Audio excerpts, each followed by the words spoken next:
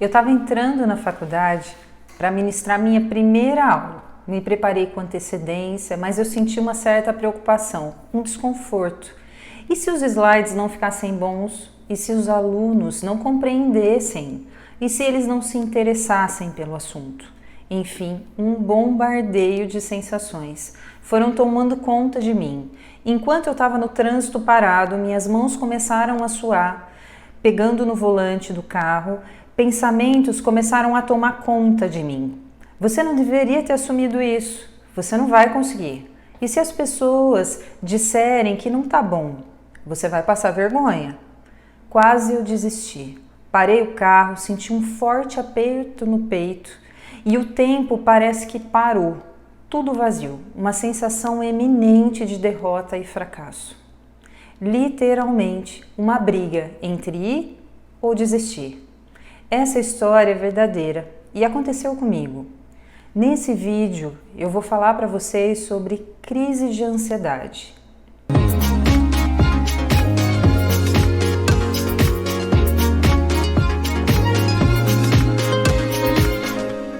Olá, eu sou a Karina Marcucci. Eu sou psicóloga, hipnoterapeuta e especialista em neurociências e comportamento.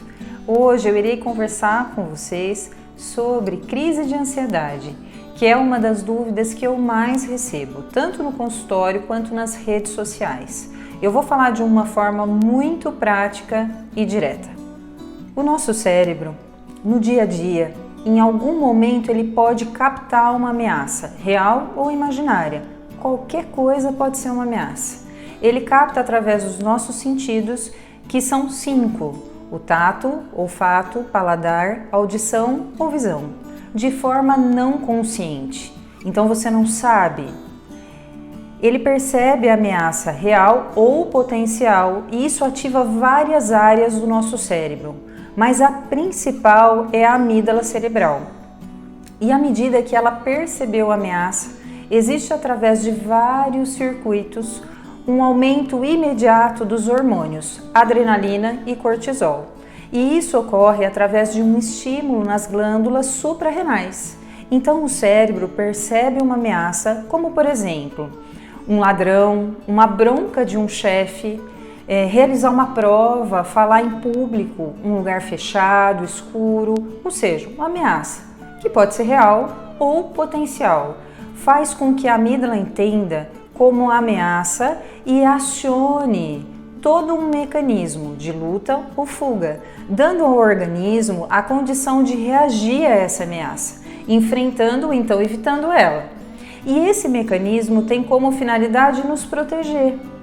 Só que, com a adrenalina circulante no organismo, se preparando para a ação, o cérebro tende a focar a nossa atenção especificamente para o perigo. Então a gente afunila e nas sensações físicas diante da ameaça. Por exemplo, nos pulmões ocorre um aumento da frequência respiratória e isso pode dar uma sensação inclusive de sufocamento, falta de ar, uma sensação de formigamento e até de desmaio, devido à troca de gases, gás carbônico e oxigênio, podendo até alterar nossa percepção do mundo à volta e de nós mesmos. Nos músculos, por exemplo, você vai receber muito mais sangue para ficar mais tenso e às vezes até trêmulo. Há uma tendência de a pele também ficar mais gelada, permitindo o aumento da temperatura corporal, pois o metabolismo ele fica acelerado, então a gente sua mais. A saliva, ela tende a diminuir e a boca fica mais seca. Aumenta os batimentos cardíacos, isso muitas vezes dá uma sensação de palpitação.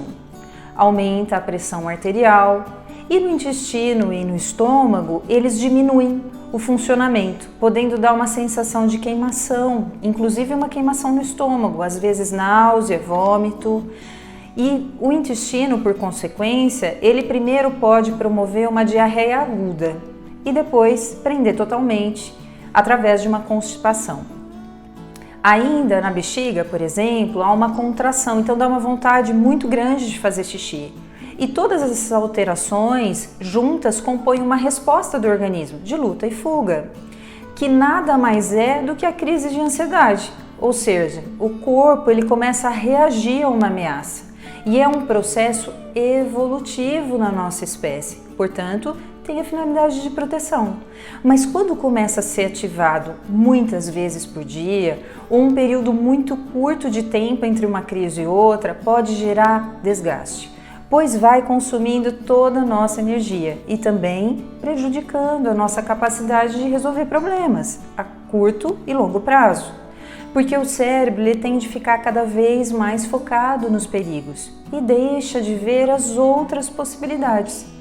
E é possível que tenhamos também uma piora na memória, uma tendência a cansaço e ainda pode haver uma distorção da nossa capacidade de lidar com problemas. Por quê? Porque a gente subestima nossos recursos internos. Mais do que as situações que provocam ansiedade, os pensamentos associados a essa situação e a emoção que gera pode perpetuar a ansiedade e torná-la verdadeiramente prejudicial, como uma marca ruim. Mas o importante é que quando você estiver sentindo isso, saiba que é ruim, desconfortável, mas não é perigoso, não é letal, porém, quanto mais lutamos contra, ou seja, brigamos com a ansiedade ou tememos, mais acentua. Só que toda essa resposta tem uma ação limitada no organismo. Ela vai passar em, no máximo, alguns minutos. Pensando em pânico, que é algo agudo, nós podemos pensar no máximo em meia hora. O mais importante para você que vem sofrendo com crises de ansiedade é que não se esconda e que vá conhecendo e incorporando essas informações, assim poderá abrir espaço para desenvolver novas estratégias diante da crise. E também busca um diagnóstico diferencial. Entenda, existem muitos recursos para você, para que você possa ter uma vida mais equilibrada e saudável. Inclusive, cada vez mais, a hipnoterapia vem se mostrando uma técnica muito eficiente no tratamento da crise de ansiedade e que pode funcionar em todos os sistemas de crença e para a maioria de nós. Eu quero que você saiba que se precisar, eu estou aqui.